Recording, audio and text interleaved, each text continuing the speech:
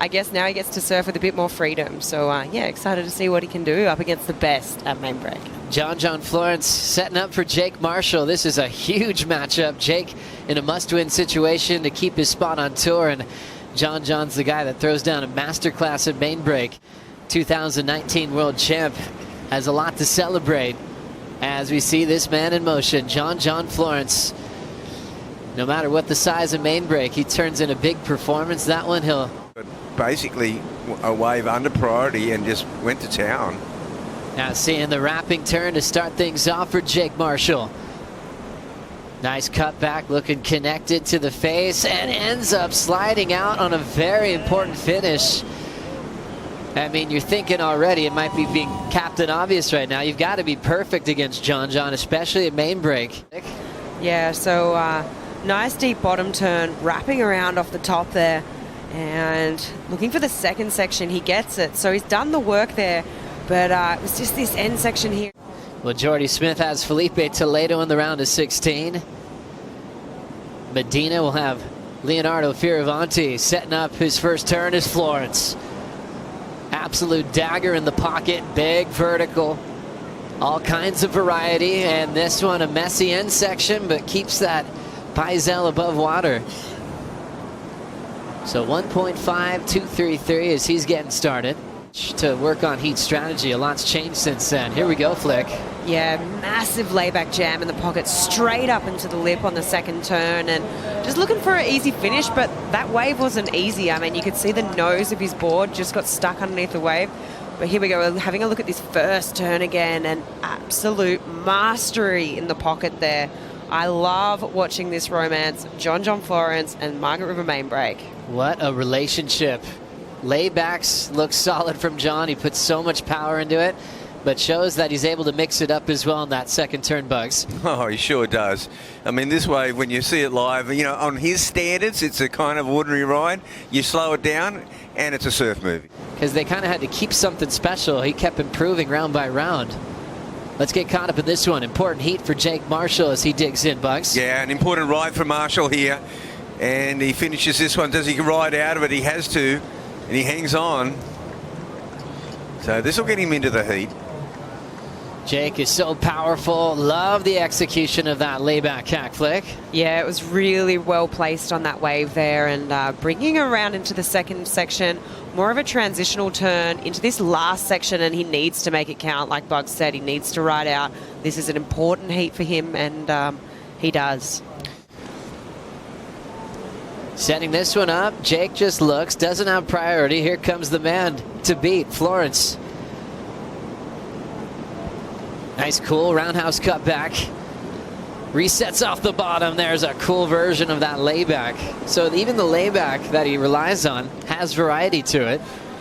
Sat on the rail a bit, then punched the fins out, highlighting that finishing section. He's just trailing by a point leading into this wave here.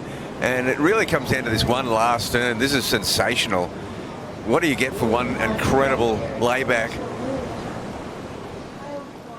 Pretty cool how he could sit on it and distribute his weight all the way to his back foot when he needs it, Flick. Yeah, you talk about the variation there, and he did the layback, but then he let the fin slide across the top of the lip. I mean, that takes some serious technique and skill. So at the back, we're seeing maybe some action here.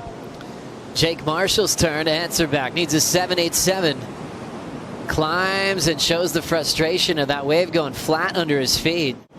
Is probably trying to remember that heat that he had with John at Sunset last year as a rookie when he was able to take him down. Florence, though, is setting going up off the bottom. How about that? Lay back, but extends the carve in the pocket, drills the timing off the lip, and shuts it down nice and easy. Two-time world champ, feeling good at main break, as expected. But often he puts his back arm into the lip of the wave. And that was a different one all again. Wow. Amazing approach from Florence. So much variety, so much torque, so much speed and power. It reminds him a lot of home, and you can tell how comfortable he is. Yeah, you really can. I mean, there's so many similarities between here and Hawaii. We talk about it all day long, but yeah, look at this hack. absolutely laying into that. The back arm is in the wall of the wave and slides the fins. Yet again, another variation of that layback hack. We love to see it. And that back arm, he really did have it in there for a long time, and he pivoted on that. Second turn, just as solid, just as dynamic, and he's able to pick it up to just grease the finish. Nice and easy. Wow, you could watch this all day. It's under immense pressure when you're doing that kind of maneuver. Then we saw Jake Marshall here throw down the snap, back it up with a carving cutback. So after he took the wave that ended about the back, he found is off and running to take on Ethan Ewing in the round of 16. Dreamy conditions will get this one going with Jake Marshall. Important ride. Carves it off the top. Remember, needs a 9.5 here. Nice snap, looking comfortable, not in a rush. End section approach, attacks it off the top and stays on his feet. He's down to 2:15 on the clock. Here we go. We're having a look at the replay of his last wave. Look, it's not going to be the 9.5, but it is a nice way at chipping away at the score, but it is going to be a hard task ahead of him. Like Buck said, he's got to get the amazing jet ski ride out the back, and then he's got to hope that John has taken a wave and the lineup is free. The bonus for Jake, he will get to surf one of the best rights in the world at Snapper Rocks. Florence moves on into the round of 16, where he'll face Matthew McGillivray.